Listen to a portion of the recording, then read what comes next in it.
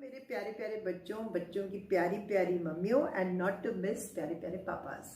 So today it's the month of August and it is the birthday month of both my grandchildren Riyansh and Samad, and I'm sure of lot many other grandchildren who Dilli Wali Nani really loves. So I am going to start in this month a series of stories from Jatak Kathas. Now what are Jatak Kathas? Jatak Kathas are those stories with Buddha. Lord Buddha used to tell his disciples and the people he met so that he could ingrain good values into their lives. And these stories initially were orally transmitted, मुँह ज़बानी सुनाई गई थी generation after generation, और फिर वो लिखी गई and fortunately अभी तक ये कहानियाँ हम लोगों को अवेलेबल हैं. And they are such interesting, wonderful stories that I really want to share them with all of you. So today I'm going to begin with the story of two brothers.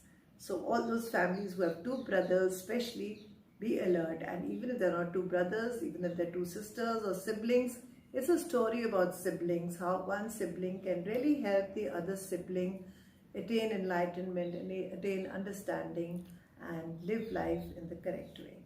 So this is a story based in Banaras, Varanasi, a beautiful sacred town in India, and वहाँ पे एक family रहती थी.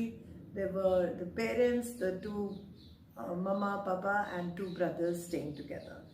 So the father was a very nice, gentle person.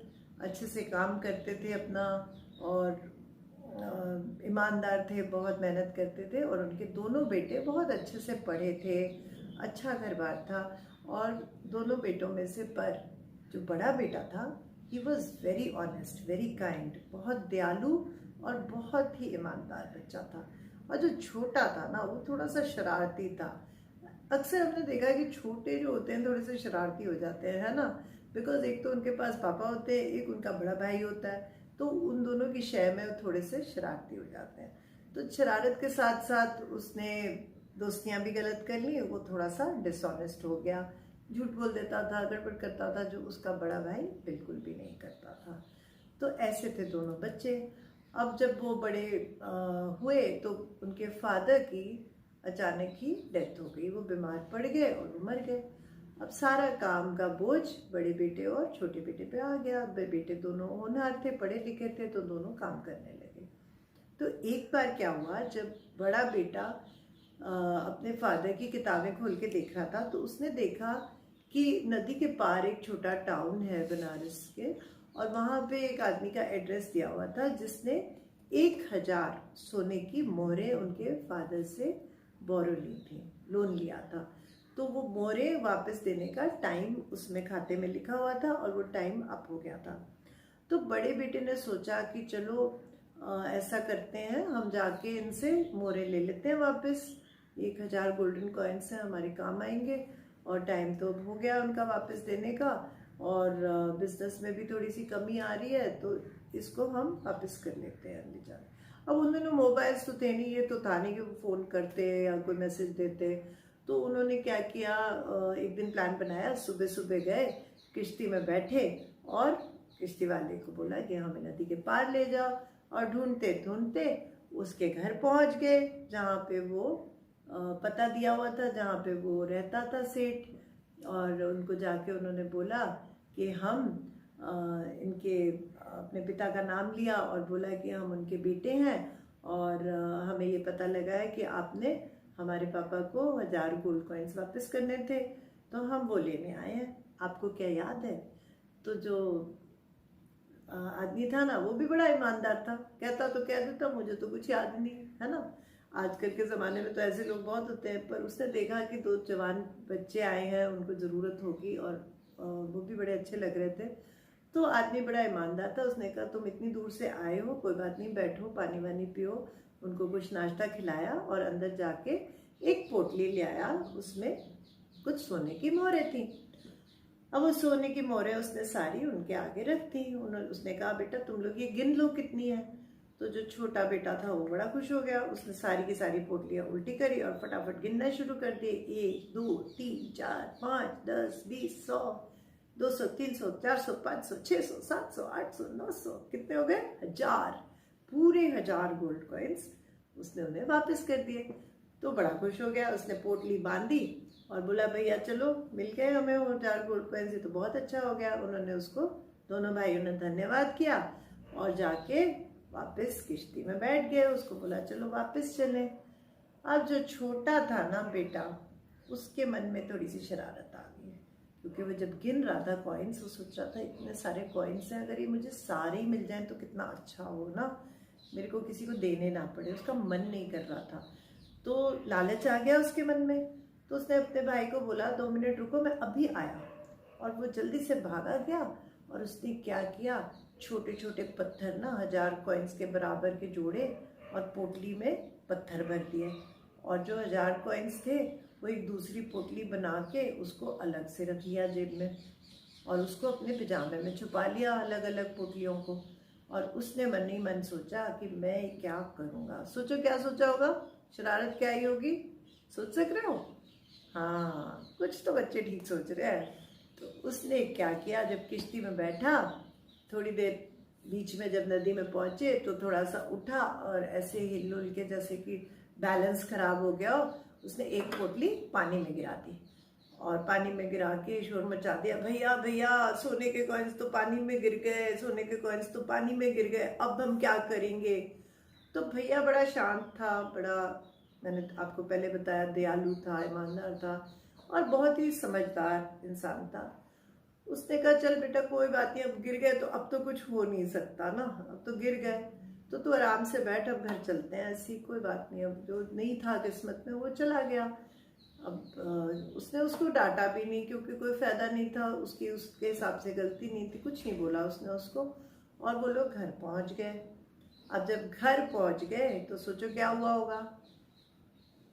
अब उस जमाने में जैसे गौतम बुद्ध कहते थे, और आज भी अगर आप मानो तो हर जगह भगवान हमें देख रहा होता है, चाहे वो नदी में हो, चाहे वो आसमान में हो, चाहे वो चांद में हो, चाहे सूरज में हो। तो जो नदी के भगवान थे ना, वो ये सब देख रहे थे कि छोटा बेटा देखो कितनी गड़बड़ कर रहा है, कितनी चालाकी कर रहा है। उसने पोटली फेंक दिया अपने भाई को धोखा देने के लिए, तो बहुत गलत बात है ना।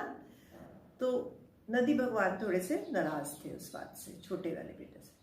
पर वो जब घर गया तो उसने क्या देखा, इसलिए जब उसने पोटली निकाली कि मैं अपने सोने के कॉइन निकाल के छुपा लूं, और पोटली उल्टी करी तो उसमें से क्या निकला, पत्थर। उसने एक्चुअली में गलती से सोने के कॉइन्स ही पानी में डाल दिए थे और उसके हिस्से में आए पत्थर। अब उसने पीट लिया माथा, मैं कहाँ फंस गया, मैंने क्या कर दिया, बहुत रोया कि मेरे से इतनी बड़ी गलती हो गई, मेरे को ऐसा नहीं करना चाहिए था, मैंने तो सारे के सारे सोने के कॉइन पानी में डाल दिए, अब क्या होगा। ऐसे वो सोच के बैठा, रोने लगा बहुत। फिर उसने भगवान से माफ़ी मांगी, हे प्रभु मेरे से बहुत बड़ी गलती हो गई है, मुझे ऐसा नहीं करना चाहिए था अपने भाई के साथ, मुझे क्यों लालच आ गया मन में इतना, मेरे को क्या हो गया था। उसने बहुत सोचा विचार किया और बहुत प्रायश्चित भी किया, पर अब क्या करता, अब तो कुछ कर नहीं सकता था। अब तो उसके हिस्से में पत्थर आ गए थे और सोने के कॉइन किसी को भी नहीं मिले, वो नदी में चले गए थे। पर भगवान जो है वो सब देख रहा होता है, उसकी करनी अपनी होती है। तो जो नदी भगवान था उसने क्या किया, उसने वो सोने की जो पोटली इसने गिराई थी ना पानी में, वो सारी की सारी एक बड़ी सी मछली थी, उसको बोला तो ये निगल ले। और भगवान की माया से वो बड़ी सी मछली ने पोटली अपने पेट में निगल ली। अब जब निगल ली तो पोटली निगल के वो मछली इधर उधर घूम रही थी।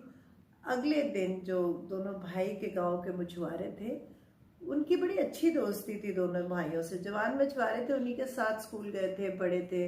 तो जो बड़ा भाई था उसकी तो सबसे बहुत पटती थी, सब उसको बहुत लाइक करते थे क्योंकि वो बहुत ही दयालु और बहुत अच्छा इंसान था। तो जो मछुआरे थे उसके दोस्त थे, वो गए नदी पे, उन्होंने वो नेट डाली तो बड़ी सी मछली उसमें फंस गई। अब जब फंस गई तो वो उसको बाजार ले गए बेचने, वो तो मछुआरे थे, उन्होंने तो बेचनी थी। अब भगवान की माया ऐसी कि उनके दिमाग में भगवान ने डाल दिया कि ये इतनी बड़ी मछली है, इतनी सुंदर है, तुम इसकी कीमत 1000 सोने की मुशर्फियाँ और 7 ये तांबे के कॉइन्स से कम मत रखना, इतनी ही रखना इसकी कीमत। तो जब उनके माइंड में ये बात आई, उन्हें भगवान की तरफ से बताया, तो उन्होंने उसकी कीमत रख दी मछुआरे की बाजार में कि ये मछली तो 1000 सोने की अशर्फियाँ और 7 तांबे की अशर्फियों से ही मिलेगी, जिसको खरीदनी है खरीद लो। अब बहुत से लोग आए, उन्होंने मछली देखी, बड़ी सुंदर लगी, बड़ा मन किया, पर इतनी महंगी किसी ने नहीं ली। सारा दिन निकल गया, वो वेट करते रहे कि इस रेट पे मछली बेचने को भगवान ने कहा है, तो हम क्या करें। तो मछली तो बिकी ही नहीं शाम तक। अब जब मछली बिकी नहीं बाजार में, तो मछुआरों ने सोचा कि चलो हम इस मछली को, जो बड़ा भाई था ना, वो उनका दोस्त था, मैंने बताया आपको, कि उनको दे आते हैं। तो वो दोनों भाइयों के घर गए, उन्हें पता था उनके पापा नहीं है, तो वो उनकी वैसे भी कभी कभी हेल्प करते रहते थे, अच्छी मछलियाँ उनको घर जाके दे आते थे। तो वो बड़ी वाली मछली दिखाई उन्होंने कहा हम ये चाहते हैं कि आज आप ये मछली हमसे ले लो। तो उसने कहा ये मछली तो बहुत बड़ी है, बड़े भाई ने कहा। तो उन्होंने कहा कोई बात नहीं, आप इसके लिए सिर्फ हमें 7 तांबे की अशर्फियाँ दे दो। तो उसने कहा बाहर वालों को कितने की दे रहे थे। तो उन्होंने बताया कि मैं इन्हें इसे 1000 सोने की अशर्फियाँ और 7 तांबों के कॉइन से बेच रहा था बाहर, क्योंकि मुझे आकाशवाणी हुई थी और नदी भगवान ने मुझे कहा था कि इस मछली को इतने भाव पे ही बेचना अगर बेचना है, और अगर किसी को देनी है तो तुम इसको 2 भाइयों के घर दे सकते हो, जो उनसे बेशक इतने पैसे मत लेना। तो जब बिकी नहीं, तो मैंने सोचा कि जैसा भगवान ने कहा है मैं वैसा कर दूँ, तो मैं आ गया हूँ, आप मछली स्वीकार करिए। तो जो बड़ा भाई था वो बड़ा खुश हो गया, उसने कहा ठीक है आप दे जाइए। तो मछली उसको मिल गई। अब जब मछली भाई ने अपनी बीवी को दी, बीवी किचन में ले गई। अब किचन में जब उसने मछली काटने लगी, तो टंग करके छुरी कहाँ लगी, टिंग, किसी मेटल पे। तो उसने फिर बड़े ध्यान से मछली को काटा और देखा कि अंदर तो एक पोटली है, पोटली के अंदर क्या है, गैस करो, यस 1000 गोल्ड कॉइन्स, 1000 सोने की अशर्फियाँ मछली के पेट से बाहर आ गई। अब जब बाहर आ गई तो उसने अपने हस्बैंड को बुला के बोला देखो इस मछली के अंदर तो ये था। तो हस्बैंड मुस्कुराने लगा, उसने कहा ये तो मछली मेरी ही थी, और कुछ बोले नहीं।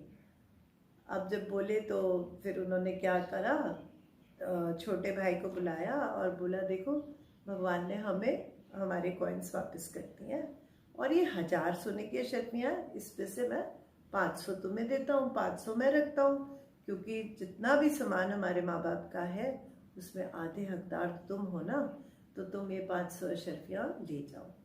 अब जो छोटा भाई था वो बहुत शर्मिंदा हुआ अपने ऊपर, और उसने अपने बड़े भाई के पाँव पकड़ लिए, उससे माफ़ी मांगी और बोला कि भाई मुझे माफ़ कर दो, ऐसी गलती और ऐसा लालच मैं अब ज़िंदगी भर नहीं करूँगा। अब जो कहानी का मेन चीज़ है वो क्या है, वो कहानी की मेन चीज़ ये है कि जो बड़ा भाई था वो एक्चुअली में कौन था, एक्चुअली वो बुद्धा खुद थे। तो बुद्धा ने कई जन्म लिए इस दुनिया में, किसी को कुछ सिखाने के लिए, किसी को कुछ सिखाने के लिए। तो इस परिवार में वो एक बड़े भाई के नाते पैदा हुए थे, ये समझाने के लिए अपने परिवार वालों को, अपने छोटे भाई को बचाने के लिए गलत आदतों से और गलत लालच से। तो ये कहानी है उन 2 भाइयों की, ये है जातक कथा।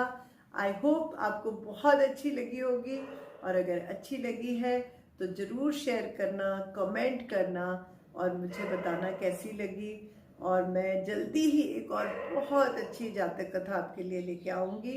एंड टिल देन, दिल्ली वाली नानी loves you all.